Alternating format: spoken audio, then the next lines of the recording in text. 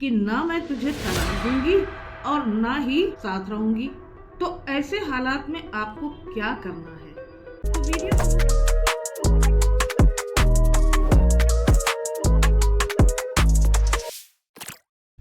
राधे राधे, स्वागत है आपका मेरे चैनल पर।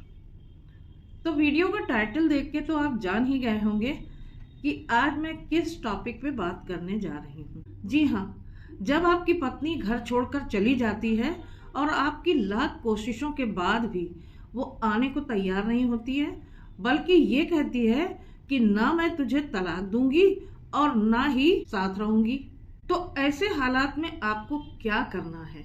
तो वीडियो शुरू करने से पहले मैं आपसे रिक्वेस्ट करूंगी कि अगर आपने मेरे चैनल को अभी तक सब्सक्राइब ना किया हो तो सब्सक्राइब कर लीजिए और बेल बटन को हिट करना बिल्कुल भी मत भूलिएगा और वीडियो में अंत तक बने रहिएगा, क्योंकि बहुत ही इम्पोर्टेंट इंफॉर्मेशन मैं आपको देने जा रही हूँ। आपके ऊपर मैट्रिमोनियल केसेस पड़ गए हैं, आपकी पत्नी मायके चली गई है और आप उसको मनाकर लाने की कोशिश कर रहे हैं, लोगों से कहला रहे हैं, खुद कह रहे हैं। आप चाहते हैं कि आपकी पत्नी आपके साथ आकर रहे, लेकिन वो कह रही है कि ना मैं ससुराल आऊंगी, ना मैं तुम्हारे साथ रहूंगी और ना ही तुझे तलाक दूंगी। आप फुटबॉल की तरह कभी इस पाले में तो कभी उस पाले में लुढ़क रहे हैं। अगर सेम कंडीशन है आपके साथ और आपके और आपकी पत्नी के बीच में तमाम सारे मैटर्स गोल गोल घूम रहे हैं, लेकिन आप इतना समझ लीजिए कि कहीं ना कहीं आपकी पत्नी के मन में खर्चे को लेकर, मेंटेनेंस को लेकर एक सवाल है और वो आपसे खर्चा चाहती है, आपसे मेंटेनेंस चाहती है। क्योंकि इस तरह के केसेस में अक्सर देखा गया है कि पति पत्नी के बीच में कितने भी मैटर्स हों और जब इस तरीके की बातें हो जाती हैं तो वो सारे मैटर्स धीरे धीरे करके इधर उधर हो जाते हैं और मेन मुद्दा जो आता है वो मेंटेनेंस का आता है। बात घूम फिर कर मेंटेनेंस पर आकर टिक जाती है। अब जितने भी पुरुष या पति जो भी इस वीडियो को देख रहे हैं तो इतना समझ लें कि उनके सामने इस सारे जाल से बाहर आने के लिए सिर्फ दो ही रास्ते हैं। पहला तो ये कि सारे झगड़े, लड़ाई, गिले शिकवे सब भुलाकर आप फिर से एक नई शुरुआत करें और अपनी पत्नी के साथ रहना शुरू कर दें। यानी कि अगर आपने मन बना लिया है कि आप अपनी पत्नी को अपने साथ रखेंगे और आप हर पुरानी बात को भूल जाएंगे, एक नई शुरुआत करेंगे, तो फिर ऐसे में बैठकर समझाएं और इसके साथ साथ नई शुरुआत करें। और दूसरा ऑप्शन ये है कि अगर पति पत्नी दोनों में नहीं बन रही है, किसी भी प्रकार से कोई गुंजाइश बाकी नहीं है, तो आप दोनों मिल के, दोनों पति पत्नी दोनों लोग मिल के एक कोर्ट में म्यूचुअल डाइवोर्स के लिए फाइल कीजिए और डिवोर्स लेकर स्वतंत्र हो जाइए और अपनी अपनी जिंदगी खुशी से बिताइए। कोर्ट कचहरी और वकीलों के चक्कर लगाने का कोई फायदा नहीं है।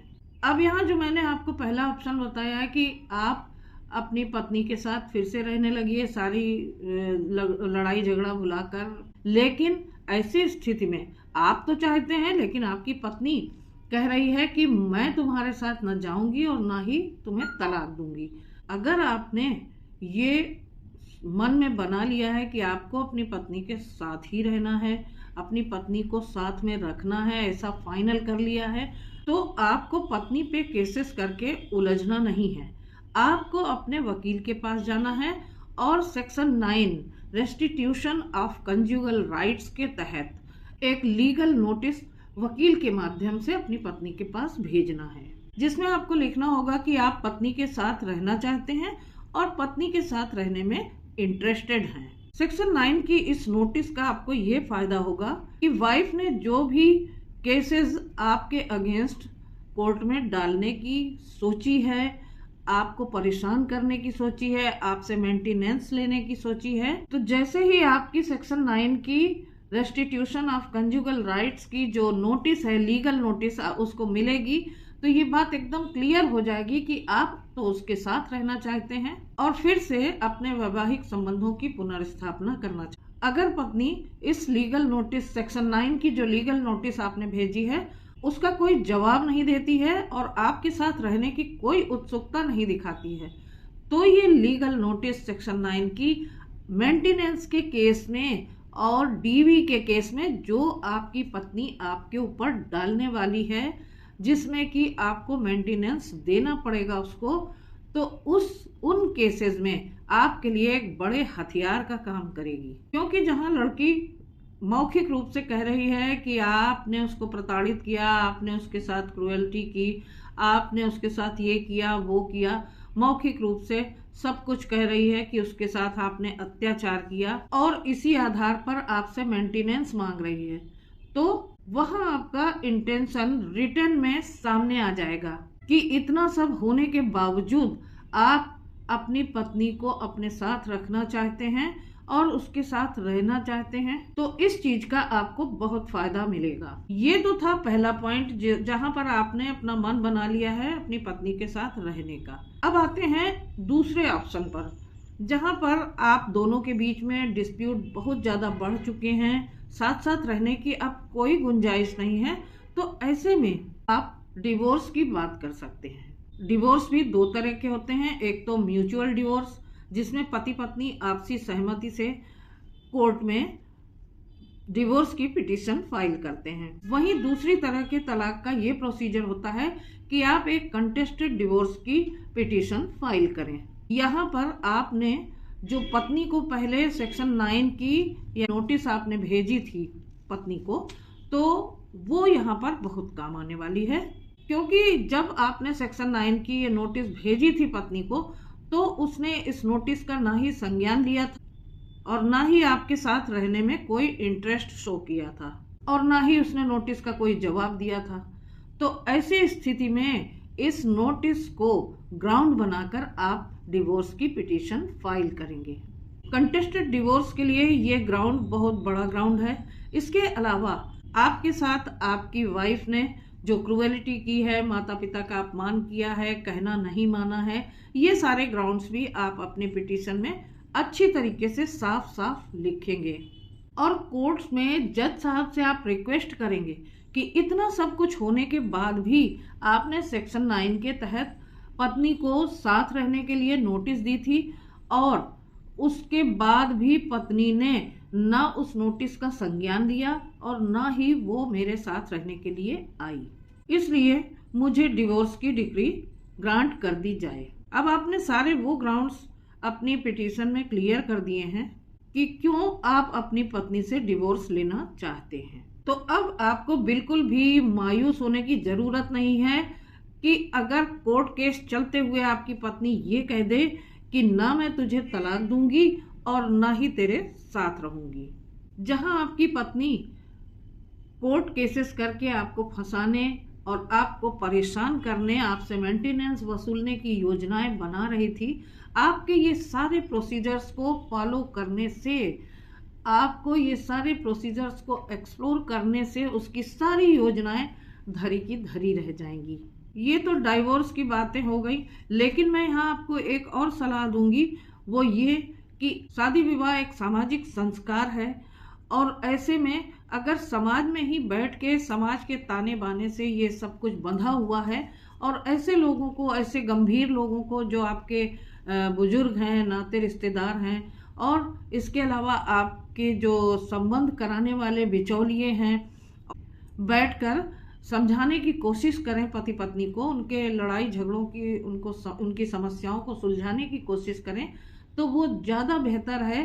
क्योंकि शादी विवाह एक सामाजिक संस्कार है और समाज के द्वारा ही इसको स्वीकृत और अस्वीकृत किया जाता है।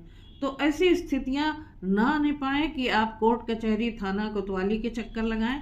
उससे पहले अगर आपस में बैठ के इस समस्या का समाधान निकाल लिया जाए तो वो ज़्यादा बेहतर होता है और आगे चलकर संबंध सुधरने की गुंजाइश भी होती है। पति पत्नी के आपसी संबंध इस तरीके के स्टेप्स को लेने से सुधर भी सकते हैं, उनमें साथ साथ रहने की गुंजाइश होती है और साथ में प्रेम भावना बनी रहती है। वरना संबंध कोर्ट कचहरी, थाना, कोतवाली में उलझकर एक दूसरे की दुश्मनी पैदा करने का काम करते हैं। तो स्थिति यहाँ तक ना आने पाए तो ज़्यादा बेहतर है। लेकिन अगर ऐसी स्थिति आ जाती है बार बार इस तरीके के सुलह समझौते करने के बाद भी मीडिएशन में भी जा सकते हैं, और मीडिएशन में भी जाके आप अपना काउंसलिंग करवा सकते हैं। काउंसलिंग सेंटर्स भी हैं बहुत सारे, मैरिज काउंसलिंग सेंटर्स, तो वहाँ भी जा सकते हैं। तहाँ तक गनीमत है। लेकिन अगर टॉक्सिक हो जाते हैं रिलेशंस और बिल्कुल भी गुंजाइश नहीं रहती है आपस में सुलह समझौते की या साथ में रहने की, तो अंत में आखिरी ऑप्शन इसको रखिए कि आप लीगल प्रोसीजर का सहारा लें। आप किसी वकील से मिलकर इसमें सलाह ले सकते हैं या फिर मीडिएशन में जा सकते हैं।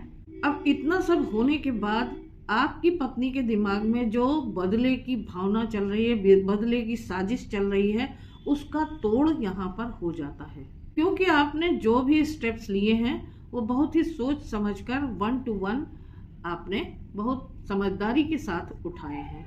अब यहाँ पर आपने एक बात और सीखी होगी कि अगर आपको जानकारी है तो आप बहुत आराम से, बहुत ही अच्छी तरीके से सोच समझकर इन सारी समस्याओं से बाहर आ सकते हैं। आपको अपनी पत्नी से डरने की जरूरत नहीं है अगर वो धमकी दे रही है कि ना मैं तुम्हारे साथ रहूंगी और ना तलाक दूंगी। और इन सब बातों पर आपको बहुत प्रेशर लेने की जरूरत नहीं है।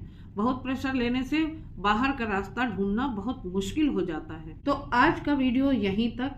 मैंने इस वीडियो में आपको छोटे छोटे टिप्स दिए हैं आपकी जानकारी और आपके बचाव के लिए। देखिए, किसी भी चीज की जानकारी और बचाव का रास्ता अगर मालूम होता है तो बहुत ही आसान हो जाती हैं राहें। और मैं यहाँ पर इस वीडियो को इसीलिए बना रही हूँ कि आज समाज में बहुत सारे परिवार इसी तरीके से टूट रहे हैं। आपसी लड़ाई झगड़ा और मनमुटाव की वजह से इस तरीके की स्थितियां समाज में आ रही हैं कि हर दूसरे चौथे घर में इस तरीके की समस्याएं पनप रही हैं। तो अगर आपको जानकारी है, आप जानते हैं कि आप किस तरीके से किसी परेशानी से बाहर आ सकते हैं, तो आप अपने दिमाग का इस्तेमाल करते हुए बहुत ही शांति से इन सारी परेशानियों, इन सारी समस्याओं से छुटकारा पा सकते हैं या फिर उनको सुलझा सकते हैं। तो कैसा लगा मेरा ये वीडियो आप कमेंट करके जरूर बताइएगा और शेयर कीजिएगा उन सभी को जिनको इसकी ज़रूरत है। तो फिर मिलती हूँ अगले वीडियो में एक नई जानकारी के साथ। तब तक के लिए आपको मेरा राधे राधे।